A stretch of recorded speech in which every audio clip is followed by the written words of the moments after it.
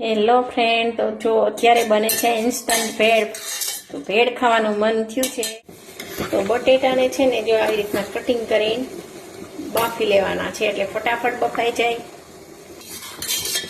અને આ બાજુ આંબલીની ચટણી બને છે. લસણની ચટણી બનાવી લીધી છે, ધાણા ભાજી સુધારી લીધા છે અને ડુંગળી સુધારી લીધી છે. અને ચેવડો તો ઘરમાં હોય જ એટલે બની જશે હમણાં ફટાફટ ભેળ. તો જો બટેટા બફાઈ ગયા છે અને બધું બની ગયું છે, ચટણી પણ બની ગઈ છે. તો હવે બનાવી લેવાની છે ભેળ.